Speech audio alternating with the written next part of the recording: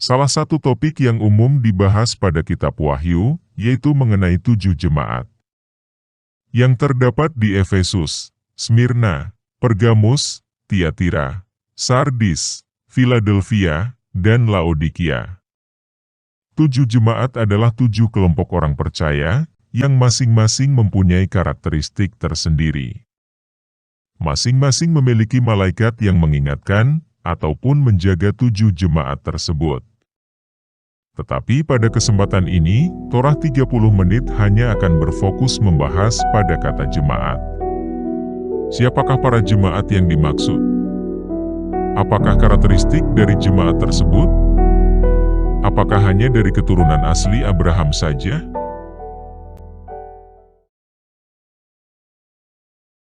Wahyu pasal 1 ayat 20 berkata, "Dan rahasia ketujuh bintang yang telah kau lihat pada tangan kananku, dan ketujuh kaki dian emas itu.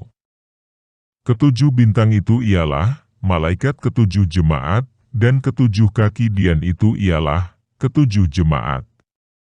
Pembahasan 7 jemaat pada kitab Wahyu adalah pembahasan yang sangat menarik. Mengapa jemaat dibagi menjadi 7? Apakah ketujuh jemaat hanya ada di masa jemaat mula-mula? Ataukah setiap jemaat mewakili setiap masa yang berbeda? Apakah 7 jemaat merupakan 7 kategori orang-orang percaya? Siapakah yang menjaga para jemaat? Manusiakah sebagai pemimpin jemaat, atau malaikat sorga? Kesemuanya ini merupakan topik-topik yang sering sekali dibahas di dalam pembahasan akhir zaman. Torah 30 menit juga akan membahas topik-topik tersebut di konten-konten berikutnya. Tetapi sebelum membahasnya, penting sekali untuk kita mengerti arti kata jemaat itu sendiri. Khususnya bila kita mengacu kata jemaat di dalam bahasa Yunaninya. Kata jemaat dalam bahasa Yunaninya adalah eklesia. Yang mana bila kita lihat di dalam Alkitab terjemahan bahasa Inggris dan bahasa Indonesia, menggunakan kata yang berbeda. Dan bila diartikan, dalam bahasa Inggris artinya, bangunan ibadah. Sementara dalam bahasa Indonesia artinya, sekumpulan orang-orang. Mengenai hal ini, kami sudah pernah membahas sebagian dengan lebih terperinci, di konten yang berjudul, Terjemahan-Terjemahan, dan Sumber dalam Alkitab. Kami sangatlah merekomendasikan untuk mendengarkan konten tersebut. Linknya kami berikan di kolom deskripsi. Bila kita melihat di dalam bahasa Yunaninya, maka arti yang seharusnya adalah kumpulan orang-orang percaya, dan bukanlah suatu bangunan. Mengapa Alkitab dalam terjemahan bahasa Inggris menggunakan kata yang mengindikasikan suatu bangunan untuk orang-orang percaya berkumpul? Di dalam Alkitab, tempat berkumpulnya orang-orang percaya disebut sinagog. Walaupun tempat tersebut identik berkumpulnya orang-orang Yahudi. Tetapi bila kita perhatikan baik-baik, di sinagog tidak hanya berkumpul orang-orang Yahudi saja, ataupun keturunan Abraham secara genetik, tetapi juga di luar orang-orang Yahudi, tempat mereka membicarakan firman Yahwa Elohim. Pada Alkitab terjemahan bahasa Indonesia kata gereja tidak ada sama sekali. Tetapi di dalam penggunaan sehari-harinya, kata gereja tetap digunakan untuk definisi tempat berkumpulnya orang-orang percaya. Menariknya adalah, pada Kisah Para Rasul pasal 7, ayat 38, di dalam Alkitab bahasa Inggris, menggunakan kata jemaat, dan bukan bangunan tempat ibadah. Dasar kata yang sama dalam bahasa Yunani, tetapi menggunakan kata yang berbeda. Arti antara kata yang satu dengan yang lainnya tidaklah sama. Yang satu bicara mengenai kumpulan manusia, dan satunya bangunan tempat ibadah. Mengapa dibuat perbedaan pengertian seperti itu? Apakah dasarnya? Mengapa kata eklesia tidak diberikan terjemahan yang sama untuk setiap penggunaan katanya? Tentulah hal ini sangatlah menarik untuk mengetahui dasar pemikiran orang-orang yang pertama menerjemahkan Alkitab Brit Hadasya, atau Perjanjian Baru, dari bahasa Yunani ke bahasa Inggris. Sehingga mereka memutuskan untuk menggunakan arti yang berbeda dari dasar kata yang sama. Sekali lagi kami sangatlah menyarankan untuk mendengarkan konten yang sudah pernah kami upload. Kisah Para Rasul pasal 7 ayat 38 berkata, Musa inilah yang menjadi pengantara dalam sidang jemaah di padang gurun dengan malaikat yang berfirman atau berbicara kepadanya di Gunung Sinai dan nenek moyang kita, dan dialah yang menerima firman-firman yang hidup untuk menyampaikannya kepada kamu. Mari kita perhatikan kata jemaat atau jemaah di ayat ini. Siapakah yang dimaksudkan? Siapakah orang-orang yang dimaksudkan di dalam Kisah Para Rasul 7, ayat 38? Mari kita bandingkan dengan Kisah Para Rasul pasal 2 ayat 22, berkata, Hai orang-orang Israel, dengarlah perkataan ini, yang aku maksudkan, ialah Yehusha dari Nazaret, seorang yang telah ditentukan Yahwa, dan yang dinyatakan kepadamu dengan kekuatan-kekuatan, dan mujizat-mujizat, dan tanda-tanda yang dilakukan olehnya yang adalah Elohim, di tengah-tengah kamu, seperti yang kamu tahu. Mengapa Kisah Para Rasul pasal 7 ayat 38 menggunakan kata jemaah? Dan bukan kata Israel seperti pada Kisah Para Rasul 2 ayat 22. Bukankah Musa sedang bersama-sama dengan orang-orang Israel?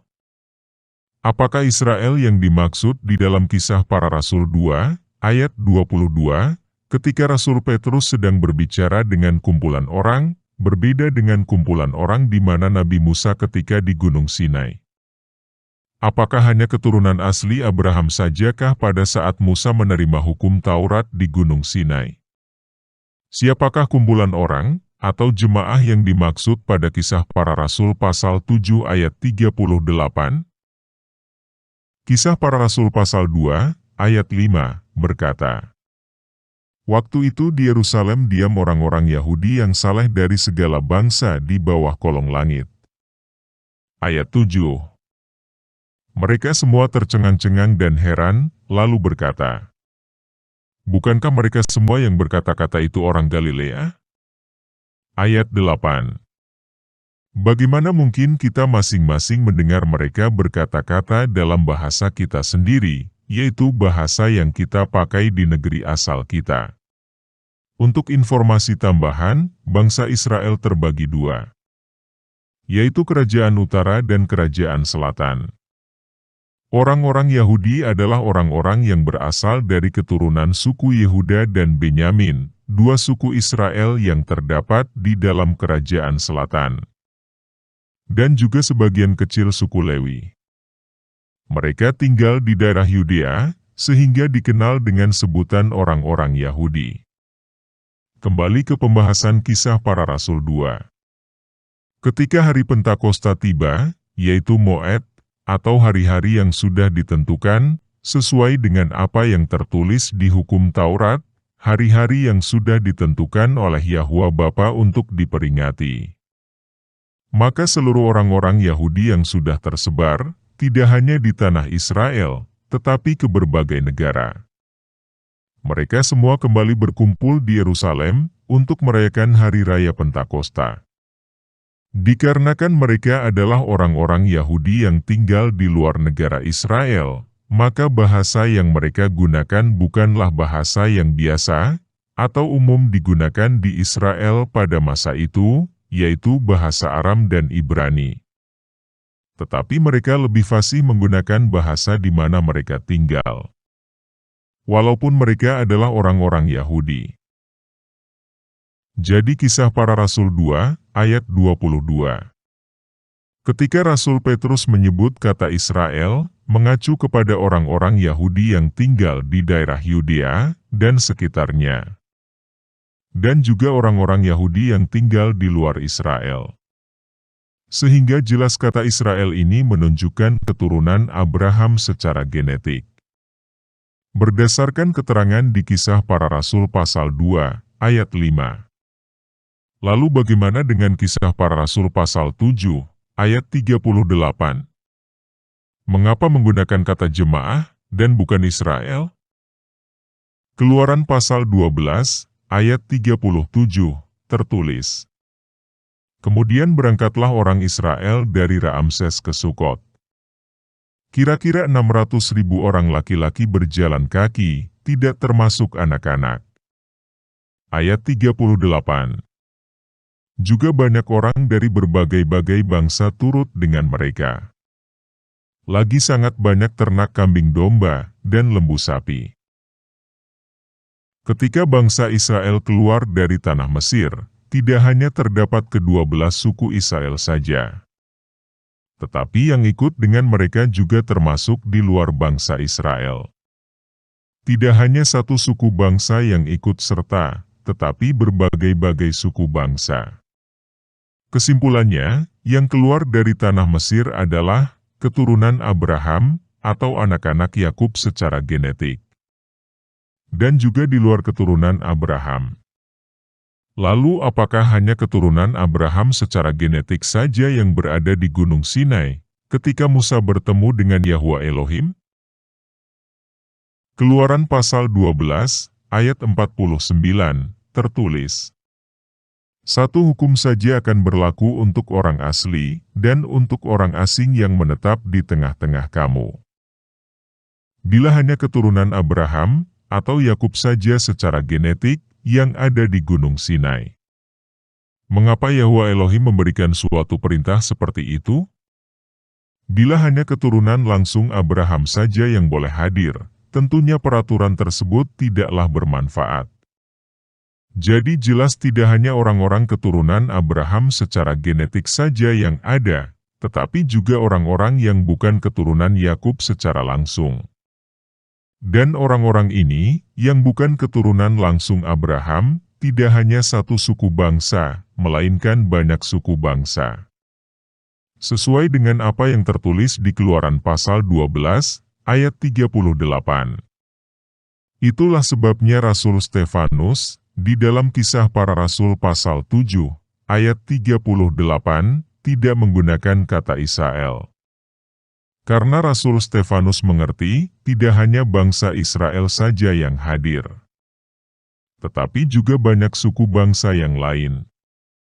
Dan Rasul Stefanus menyebut kumpulan orang-orang tersebut dengan sebutan eklesia. Mari kita kembali ke pembahasan utama. Kata jemaah, atau jemaat pada Kisah Para Rasul pasal 7, ayat 38.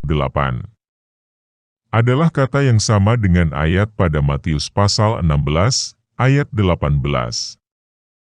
Kata yang sama juga, yang menunjukkan ketujuh jemaat pada kitab Wahyu. Jadi ketiga ayat ini menggunakan dasar kata yang sama, yaitu eklesia, yang artinya kumpulan orang-orang percaya, dan bukan bangunan tempat berkumpul. Kumpulan orang-orang ini bukanlah hanya dari keturunan Abraham saja, melainkan juga orang-orang percaya yang bukan berasal dari genetik Yakub. Hal ini sama seperti 144.000 pada kitab Wahyu, yang tidak hanya terdiri dari kumpulan orang yang berasal dari keturunan langsung Abraham, tetapi semua suku bangsa. Dan kumpulan orang ini disebut orang-orang percaya. Yang tentu saja bisa disebut juga eklesia. Untuk topik pembahasan 144.000, sudah pernah kami bahas. Dan kami sangatlah merekomendasikan untuk mendengarkan konten kami yang berjudul, apakah 144.000 pada kitab Wahyu merupakan keturunan Abraham secara genetik? Linknya kami berikan di kolom deskripsi. Bila kita perhatikan, kumpulan orang percaya ini, yang mengacu pada Kisah Para Rasul pasal 7, ayat 38. Adalah kumpulan orang yang sama seperti masa purbakala dulu, yaitu masa ketika sekumpulan orang, atau eklesia, berkumpul di Gunung Sinai. Mereka sedang mendengarkan perintah-perintah Yahwa Bapa, dengan perantaranya Nabi Musa. Artinya adalah, eklesia, atau jemaah, adalah orang-orang percaya yang mendengarkan perintah-perintah Yahwa Elohim. Dan perintah-perintah apakah yang dimaksud? Perintah-perintah tersebut adalah hukum Taurat, atau yang disebut juga Torah. Terima kasih, Yehusha Kristus memberkati kita semua.